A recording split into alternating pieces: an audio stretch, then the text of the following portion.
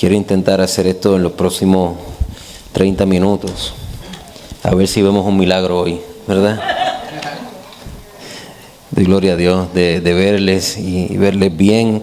Me gozo de ver a Waldemar y a Anabel. Qué bueno, me alegro verles mucho. Y bueno, quiero compartir la palabra de Dios hoy. Y oro al Señor que Dios pueda bendecir y edificar sus vidas hoy. Esa es la meta. Que usted pueda salir de este lugar siendo bendecido, siendo edificado, pero sobre todo entendiendo que Dios quiere usarte, Dios quiere trabajar contigo, Dios quiere hacer de ti una persona nueva y Dios de alguna manera no se asusta con las áreas difíciles de nuestra vida. Esa es una de las cosas que más a mí me enamoran de Dios, es que cuando yo vine a los caminos de Dios, Dios no se asustó con mis asuntos, con mis líos, ¿verdad? A veces cuando a uno lo invitaban a la iglesia, uno decía, pero ¿y cómo entro yo a la iglesia? yo no me siento como apto o digno de entrar a la iglesia. Pero poco a poco comencé a entender que Jesús es ese Dios que no se asusta con nuestras imperfecciones. De hecho, no requiere perfección para que usted se acerque a Él. Y eso es lo bello de la obra de Dios. De hecho, en el libro de los Hechos, cuando la iglesia comienza, sucede algo muy interesante. Y es que todos conocemos, ¿verdad?, parte de la biografía de Jesús. Jesús viene a este mundo, vive 33 años aproximadamente. Durante los últimos 3 años de su ministerio pasó entrenando a un grupo de 12 personas. Y obviamente la Biblia nos enseña que habían unos cuantos más ahí en ese grupo. Pero invirtió tiempo entrenando, reclutando, adiestrando, preparando personas para la obra que Él tenía para ellos. Y la obra no era otra cosa que establecer el reino de Él aquí en la tierra. O sea, no era cualquier cosa. Si usted fuera Jesús y fuera a reclutar personas para cambiar el mundo, ¿qué tipo de personas tú reclutarías? O sea, yo reclutaría lo mejor de lo mejor. Lo mejor de lo mejor. Si el plan es cambiar e impactar el mundo entero, entonces yo tengo que asegurarme de reclutar lo mejor de lo mejor. Jesús escogió un grupo de personas, murió en la cruz del Calvario y cuando Él resucita se reúne con este grupo que Él había adiestrado. Y le dice a este grupo que había adiestrado, ustedes quédense en este lugar para que sean investidos del poder de lo alto. Yo voy a enviar, el Padre enviará el Espíritu Santo y ustedes me serán testigos. Ustedes serán los iniciadores de un movimiento que va a cambiar el mundo entero. Pero mira la gente que reclutó. Reclutó a un cobrador de impuestos. Y uno dice ahora, bueno, un cobrador, ahora uno no le agrada a los cobradores de impuestos, imagínense antes. O sea, cuando llega el momento de los impuestos, uno está ahí llenando los taxes como que esta gente. Pero antes lo que estamos hablando es que en el lugar donde ellos vivían, viene una nación extranjera, los conquista, los rodean, los hacen parte de su nación, los hacen parte de su gobierno y mucho más allá de conquistarles y hacerles parte de su gobierno, les hacían pagar tributos. Y Mateo era uno de los conquistados. Mateo era uno de los que pertenecía a ese pueblo que había sido conquistado. Ahora, imagínate cómo se sentirían los demás que habían sido conquistados, que ahora este Mateo, que no solamente había sido conquistado, ahora trabajaba para los conquistadores. Y trabajaba para quitarle el dinero a los conquistados. O sea, Mateo no era un hombre popular en la escuela. Mateo no era un hombre popular en la comunidad. Producía el repudio de sus pares, de la gente que estaba con él, porque no solamente tú eres un traidor, o sea que Jesús reclutó básicamente un traidor de la patria. Jesús reclutó a 2 hermanos que mira el título que le dieron, los hijos del trueno. Estos iban un día caminando y le dijeron a Jesús, mira, y hay una gente hablando también, ¿sabes qué? Haz que descienda fuego y quémalos a toditos. Mira la gente que... Esos 2 dijeron, Señor, ¿por qué tú no haces descender el fuego del cielo y quemas toda esa gente? Mira qué clase de gente la que Jesús reclutaba. Jesús reclutó a un hombre que caminó con Él, vivió con Él, comió con Él, y cuando Él resucitó y le dijeron que Él había resucitado, Él dijo, yo no le creo. Yo no le creo. Así que reclutó un incrédulo, uno que dudaba, uno que ese día no fue al culto, se perdió el culto y Jesús fue al culto ese día. Por eso usted siempre tiene que venir al culto. Usted no sabe cuándo Jesús aparece. Ese día Jesús apareció y él no estaba allí. Y le dijeron los demás hermanos de él, Jesús vino y te lo perdiste. Él dijo, no les creo ni a él ni a ustedes. Y tengo yo que meter los dedos en la llaga de él y ver sus heridas para convencerme de que realmente Jesús está vivo. Un incrédulo. Uno que estaba lleno de dudas. ¿Alguna vez usted ha dudado algo de Dios? Estamos en la iglesia, o sea, usted no debe mentir en la iglesia. Usted no debe mentir en ningún lugar, pero aquí menos. O sea, ¿alguna vez usted ha tenido alguna duda de las cosas de Dios? Oye, por favor, yo estoy lleno de dudas a veces. Yo digo, yo no conozco todos los misterios de Dios. Y este hombre dudaba una cosa impresionante.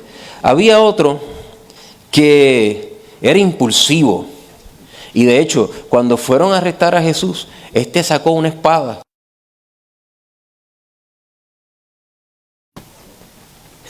O sea, este grupo de discípulos.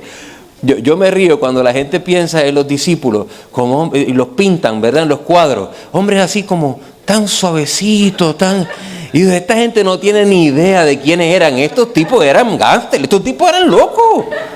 Estos tipos le picaban la oreja que se la tenían que picar. Estos tipos hacían lo que... ¿sabe? Estos tipos eran unos tipos que estaban rotos.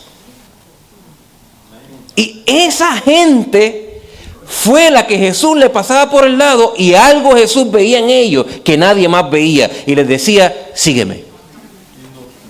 Y comenzó a reclutar un grupo que yo estoy seguro que ningún líder en el mundo reclutaría no para cambiar el mundo, para nada. Pero era la gente que Jesús reclutó, fue la gente que Jesús adiestró. Imagínate que uno de ellos que él pasó años adiestrando, le dijo a él, yo daría mi vida por ti si fuera necesario. Y Jesús le dijo, no, si tú sabes lo que va a pasar, que antes de que el gallo cante, tú me vas a negar 3 veces.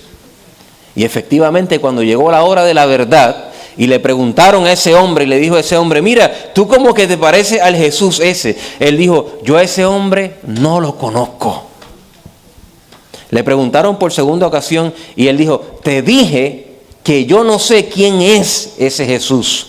Le preguntaron por tercera ocasión, y la Biblia dice que como que se tiró unas cuantas palabritas que no debió haber dicho. O sea, se desacató. Y dijo, yo no lo conozco. ¿Qué usted hubiera hecho si después de usted haber invertido 3 años y medio entrenando a esa persona, cuando llega la hora de la verdad, esa persona públicamente, después de haber comido contigo, después de haber caminado contigo, después de haber visto los milagros que tú hiciste, públicamente dice, no sé quién es, no lo conozco y no sé quién es? Pues Jesús lo que hizo es que cuando resucitó, lo fue a buscar. Y le dijo, acuérdate que yo te recluté. Y yo sé que tú no eres un hombre perfecto. Y yo sé que tú tienes muchas luchas y muchas situaciones. Pero yo a ti te recluté. Ese grupo es el grupo que de alguna manera el Señor escogió para hacer una obra tremenda. Una obra que Él llamó su iglesia. A esa gente el Señor llenó de su Espíritu Santo. Fueron transformados, fueron cambiados, fueron vueltos otras personas. Dios trabajó en el corazón de ellos y fueron gente que lograron cosas tremendas. Tan tremendas que en el 2024 en Kissimmee estamos hablando de la labor de ellos. Porque cuando Jesús resucitó, ellos llevar el evangelio al mundo entero. ¿Habrán hecho un buen trabajo? Los que negaban, los que traicionaban, los que estaban hechos un lío, esa gente fueron transformados y cambiados por el Señor. El Señor hizo una obra tremenda en la vida de ellos. Estas son las historias que a mí me dan esperanza. Porque si yo digo, si Dios pudo hacerlo con estos muchachos, entonces lo que Dios puede hacer conmigo también es especial y es real. Mira el libro de 1 Corintios capítulo 1, versículo 26 en adelante. Este es el apóstol escribiéndole a la iglesia del Señor. Y dice, mirad hermanos vuestra vocación. Mira lo que le dice a la iglesia. ustedes no son muchos sabios en la carne, ni muchos poderosos, ni muchos nobles, sino que de lo necio del mundo escogió Dios para avergonzar a los sabios. Y lo débil del mundo escogió Dios para avergonzar a lo fuerte. Y de lo vil del mundo y de lo menospreciado por el mundo escogió Dios. Y de lo que no es para deshacer lo que es, a fin de que nadie se jacte en su presencia. Eso está tremendo. Las cosas que Dios escoge. Dios escogió lo necio. Dios escogió lo débil. Dios escogió lo vil. Dios escogió lo que los demás menospreciaban para hacer una obra tremenda. Para hacer la obra de Dios, para hacer la iglesia. Dice, para que nadie se jacte delante de su presencia. Lo que estaban diciendo, lo que dijo el Arroyo aquí, es realidad. Él dice, wow, ustedes están haciendo, como que me gustaría explicar, pero la verdad es que nosotros no sabemos bien cómo esto sucedió. Esto es una iglesia no convencional. Esta iglesia fue una iglesia que se desarrolló por 6 meses sin pastores. ¿Pero y qué locura es esa? Si lo primero que cuando uno hace, cuando uno va a empezar una iglesia, es que trata de encontrar unos pastores. Pero aquí venían pastores de todos lados, teníamos un grupo, un núcleo comprometido, un núcleo nuevo. ¿Sabes? ¿Tú sabes lo que Dios? Yo estaba en estos días mirando las fotos de los bautismos y yo veía a Joselito bautizándose y yo decía, pero si esta es una de las columnas de la iglesia y ni estaba bautizado. ¿Cómo Dios hizo esto? Y esta familia es muy cercana y muy especial para mí. Yo no sé si ustedes sabían, pero Joselito fue en los años de nuestra niñez mi vecino. O sea, mi casa y la casa del lado era la casa de él. Así que yo tengo fotos de cumpleaños míos de niños donde él está y su hermano. Para que usted tenga una idea, o sea, no las vas a ver, no te las voy a enseñar. Hay cosas que se quedan en secreto, vamos. Y cuando yo veo lo que Dios está haciendo, cuando yo veo la obra de Dios, yo comienzo a darle gracias a Dios porque cada vez me convenzo más de que Dios cuenta con gente rota para restaurarla, para levantarla. Y al final del camino, ninguno de nosotros puede decir, es por mí, es por ti. Simplemente Él es el quien se lleva toda la gloria y toda la honra. Toda la gloria y toda la honra. Así que agradezco, una vez más, lo he dicho cada vez que vengo, agradezco a este núcleo, ¿verdad? Joselito, a Rita, a Darwin y Bexy, especialmente ellos que nos apoyaron y dijeron sí desde el principio. Ahora estábamos allá en el Retiro de Caballeros y paseamos por la mesa donde nos sentamos aquella vez, hace un año atrás, exactamente, hace un año atrás. Y la verdad es que Dios ha sido muy fiel a Leslie, bueno, y todos los demás que después se fueron uniendo para que esto fuera una realidad. Un grupo de personas que creyeron que Dios podía hacer algo con ellos, pero la realidad es que no teníamos mucho que ofrecer. De hecho, tal vez todavía no tenemos mucho que ofrecer, pero Dios ha sido más que bueno con nosotros. Esto, si usted está aquí hoy y usted dice, ¿qué yo hago en una iglesia? Así que yo no debería estar aquí. Si usted se siente de lo vil de este mundo, si usted se siente de lo menospreciado de este mundo, si usted se siente de una persona que está alejada de Dios, si usted se siente de alguna manera débil en su carne, en sus debilidades, en las cosas que hace, y usted dice, ¿qué yo hago aquí? La pregunta que yo tengo es, ¿y dónde rayos tú estarías? Lo necio del mundo es escogido para hacer una obra que es impresionante. Es el único lugar. En cualquier lugar donde usted va, a usted tratan de reclutar el mejor talento. El único lugar donde se recluta el talento disponible, el que sea, siempre y cuando esté dispuesto a confiar en Dios y dejar que Dios obre en su vida, es la obra de Dios. Es Dios quien hace eso. Él recluta lo vil y menospreciado para poder Él y al final llevarse la gloria. Hace unos meses atrás agradezco a la iglesia que estuvo orando por mí y por mi familia, porque de hecho ustedes estaban en medio del servicio cuando mi hija y yo enfrentamos, ¿verdad?, ese momento tan difícil donde ella fue impactada por la bala. Y bueno, antes que yo testifiqué en Ohio, de su experiencia y no terminé el testimonio, la dejé en la cama. Entonces cuando se acabó el culto, la gente venía a mí y decía, vamos a orar por tu hija. Y yo, sigan orando. Yo me extrañaba. Y es que la pastora me dijo, es que la dejaste en el hospital.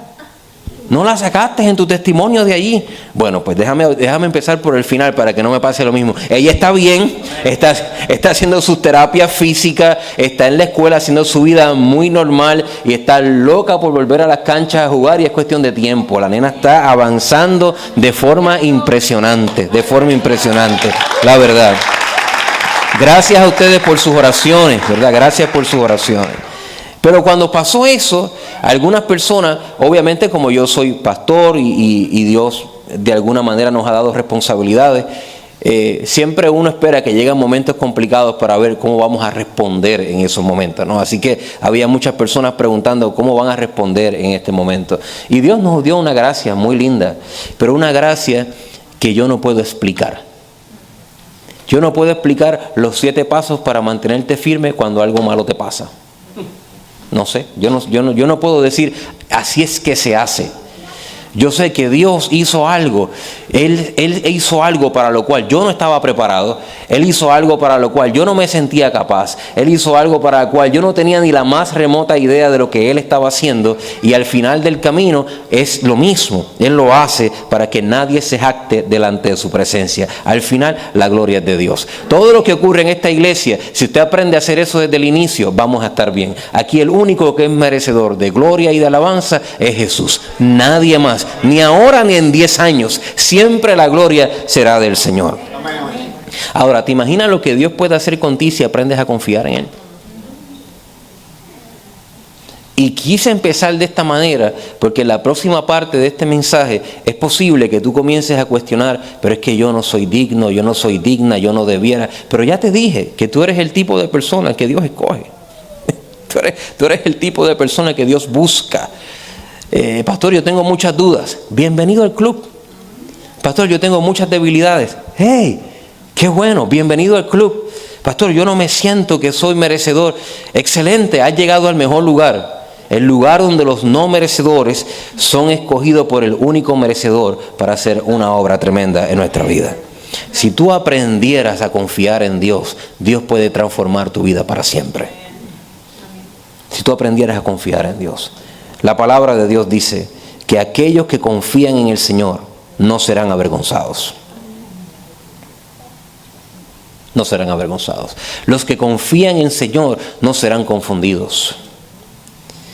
Dice la palabra de Dios que los que confían en Jehová son como el monte de Sión, que no se mueven, sino que permanecen para siempre. Los que confían en Dios. Poner nuestra confianza en Dios es lo único que el Señor requiere de nosotros. Lo demás lo hace Él. ¿Sabes que a veces nos afecta la dinámica en la iglesia? Porque decimos, yo no quiero dejar, yo no quiero soltar, yo tengo tantas cosas que no sé cómo hacer y creemos que es nuestro trabajo limpiarnos, restaurarnos, cambiarnos. Ese no es tu trabajo. Tu trabajo es confiar. Tu trabajo es confiar. Si tú confías en el Señor lo suficiente como para creer que a pesar de ti, Él puede hacer una obra tremenda, Él lo va a hacer. Él lo va a hacer. Porque Él es especialista en casos difíciles. Él es especialista en los casos difíciles. Y usted y yo somos evidencia de eso. Un día dice, pastor, mira, tenemos que orar por fulano y por fulana porque no esta iglesia está bien, así que no se preocupe. Y dice, no tenemos que orar por fulano porque esa gente es difícil. Y yo miro a la persona así. Y yo digo, pero difícil eras tú. Y está aquí. Tú sí eras difícil. Tú eras un caso. De hecho, yo no sé cómo tú estás aquí. Y estás aquí. ¿No es Dios experto en casos difíciles? No es Dios experto en casos complicados. Eso es a lo que Él se dedica. Él coge personas que son capaces de negarlo 3 veces, cortarle la oreja a una persona, lo transforma, lo llena de su Espíritu Santo, lo pone a predicar y más de 3,000 personas se convierten ese día. Gente que ni sabe hablar y de repente terminan haciendo una obra para Dios, porque para que nadie se jacte en su presencia. ¿Qué yo tengo que hacer para poder ver a Dios restaurarme? Solo confiar en Dios. Solo confiar en Dios. Si yo pudiera confiar en Dios, lo que Dios puede hacer en tu vida es tremendo. Yo no estoy hablando de que Dios quiere convertirte en una persona religiosa. ¿Está bien? Yo al sol de hoy todavía no creo que la religión puede cambiar a nadie. Pero yo sí creo que una persona que pone su confianza en el Señor no será avergonzado jamás, no será confundido. Dios cambiará su forma de pensar, su corazón. Todas nuestras heridas, todos nuestros fracasos tienen solución en la cruz del Calvario. Y ese es el evangelio que nosotros predicamos. Quiero cerrar con esta porción en el libro de Jeremías. Estamos a punto de experimentar un milagro, pero ore, porque ¿cuánto falta cuando yo digo vamos a cerrar, Denis? Yo soy uno de esos pastores mentirosos que yo he intentado con toda mi fuerza no hacerlo, pero vamos a intentarlo una vez más. No, prisa no tengo, pero sí sé que Dios tiene una palabra para ustedes y no, la verdad es que es bien sencilla y bien simple. Si tú eres un caso hoy y todo en ti, aunque llevas años en la iglesia, otra vez es la primera vez que pisas una iglesia, no importa. Para Dios no hay nada difícil. Tú no eres un caso difícil para Dios. Tú puedes que sea un caso difícil para ti mismo y para los demás, pero para Dios no. Para Dios no. Dios edificó esta organización llamada la iglesia que ha atravesado los desafíos de la vida. La iglesia ha atravesado los momentos difíciles. La iglesia ha atravesado la debilidad y la limitación de sus integrantes y lo ha superado. La iglesia ha atravesado la falta de conocimiento en ocasiones de los que la integran y la ha superado. La iglesia ha atravesado la persecución, o sea que hayan habido momentos donde la iglesia ha sido perseguida y los cristianos han sido puestos a muerte por causa de simplemente predicar el evangelio, y la iglesia lo ha superado. La iglesia ha superado por causa de esa persecución que la gente haya tenido que moverse de lugares a otros, ¿verdad? Y la iglesia lo ha superado. La iglesia ha tenido conflictos internos, es decir, que a veces la iglesia no se ha comportado tanto como la iglesia, pero también ha tenido conflictos externos, es decir, que la presión del mundo afecta a la iglesia, y ambas cosas la iglesia lo ha superado. La iglesia ha enfrentado peligros, la iglesia ha enfrentado sus temores, o sea, la gente de la iglesia que ha enfrentado sus miedos y sus temores, y la iglesia ha seguido adelante. Tú pensarías que una organización que ha atravesado toda esta adversidad está compuesta de gente 5 estrellas, pero está compuesta de gente rota que fue restaurada por Dios. Está compuesta por gente que dudaba y de alguna manera confiaron en Dios. Está compuesta por gente que era impulsiva y le gustaba resolver sus asuntos por su fuerza, y de repente Dios los cambió y los transformó. Y con gente así Dios hizo la obra que está haciendo. Al final del camino ninguno de nosotros puede llegar delante de Dios y decir: es que yo era muy bueno. No, es que Dios es bueno. De hecho, déjeme explotarle la bomba. La Biblia dice que no hay ni uno bueno. Ni uno. Y eso te incluye a ti, me incluye a mí. Solo uno es bueno, el Padre. Amén. Entonces, aún con gente como nosotros, Dios hizo algo tremendo. Al final, solo Él se lleva la gloria y la honra. ¿Qué podemos hacer nosotros? Dice que Jeremías capítulo 18, versículo 2. Dice, versículo 1 en adelante: palabra de Jehová que vino a Jeremías. Te haré oír mis palabras. Y descendí a la casa del alfarero, y aquí que el alfarero trabajaba sobre la rueda. Imagínenselo, tenga su imaginación, ¿no? Que usted entra a un lugar y está el alfarero trabajando en el torno, ¿no? Con el barro. Y la vasija de barro que él hacía se le echó a perder en su mano. Dice, y volvió y la hizo otra vasija según le pareció mejor hacerla. Entonces vino palabra de Jehová diciendo: ¿No podré yo hacer de vosotros, Iglesia Nuevo Testamento de Kissimmee, como este alfarero, oh casa de Israel? ¿No podré yo hacer con vosotros lo que Dios hizo con esa vasija en el torno, que se echó a perder, que se rompió? Cualquier alfarero se hubiera molestado, agarraba el barro y se lo echaba por un lado y buscaba otro barro, buscaba otra alternativa, pero la volvió a hacer conforme le pareció mejor hacerla. El Señor, las manos del Señor siempre estarán dispuestas a moldearte, siempre y cuando tú estés en las manos del Señor.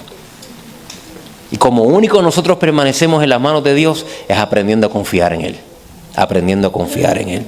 Así que hoy, en esta noche, yo quiero animarles a cada uno de ustedes y explotar esa mentalidad que a veces tenemos de que tenemos que tener perfección, santidad para poder llegar a la iglesia. Bueno, la iglesia no empezó con gente perfecta ni santa. ¿Por qué usted cree que entonces debe ser ahora diferente? No empezó con gente perfecta ni santa. Ahora, eso sí, Dios tiene el deseo de perfeccionarte, y Dios tiene el deseo de santificarte, y Dios tiene el deseo de hacerte un hombre o una mujer diferente. Y lo único que Él necesita para eso, llegar a la iglesia, exponerte a las cosas de Dios sin temor y dejar que sea Él. Jesús decía, porque no había metido sus dedos en las llagas. Si yo hubiera sido Jesús, yo le hubiese dicho, sí, pues entonces ahora queda descalificado. No lo quiero en mi equipo. No lo quiero. Si va a dudar así, después que yo estuve con él, que me vio alimentar la gente, que me vio, y después de todo lo que yo hice, también va a venir a decir que yo no soy real, no lo quiero en mi equipo. No hizo eso. ¿Sabes lo que hizo Jesús? Sí, eso es lo que necesita. Perfecto. Se apareció la otra noche y le dijo, Tomás, ven acá. Me dijeron que tú andabas buscándome para poner tus dedos en mi llaga. Ven, hazlo. Eso a mí me vuela la cabeza. Un Dios que no se asusta con tus dudas. Un Dios que no se asusta con tus prejuicios. Un Dios que no se asusta con tu quebrantamiento. Un Dios que no se asusta con tus errores. Un Dios que está dispuesto a tener paciencia suficiente hasta que la obra de Él sea establecida en nuestra vida. De lo vil y menospreciado, de lo roto, es lo que Él escoge para hacer una obra maestra. Y Él está dispuesto a hacerla contigo si solamente permites que Él pueda trabajar en tu vida con sus manos.